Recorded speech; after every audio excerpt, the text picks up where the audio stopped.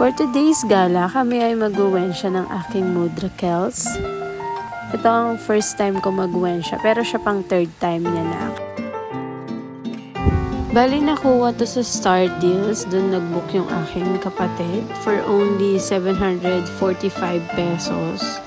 And pwede ka ng unlimited ka na sa shabu-shabu, sa buffet nila. Pwede ka na mag-sauna, jacuzzi, full body and foot massage. Pwede ka rito magstay ng 3 hours. So, ang unang step is i-present mo yung screenshot mo for booking and then bibigyan ka nila ng number na ng iyong locker. And then, pwede kang kumain muna dyan bago ka pumasok sa loob. Or after ka na kumain. Kami, ang ginawa namin, kumain muna kami. Tapos, tsaka kami pumasok sa loob. Ayan ang mga food nila. Medyo hindi ko bet yung food nila. Kaya ang nakain ko lang is pansit lang yung kinain ko. Tsaka yung chicken.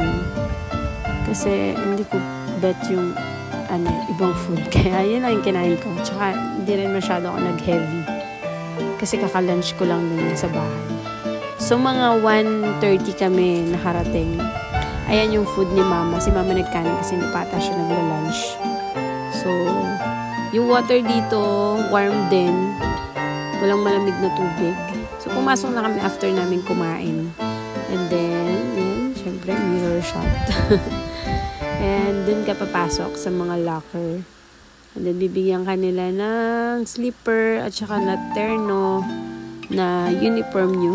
Uniform. Ayan ang uniform namin.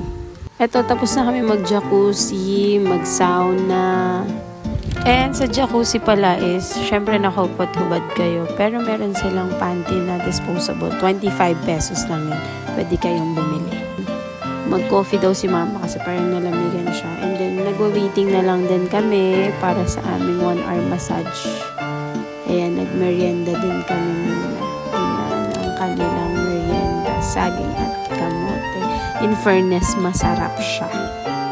And after namin ng 1-hour massage, super sulit. Tapos, nagbihis na kami and then nagmerienda kami ng saglit ulit. After namin mag-out, nag-picture-picture muna kami bago kami umalis. And then, yun lang.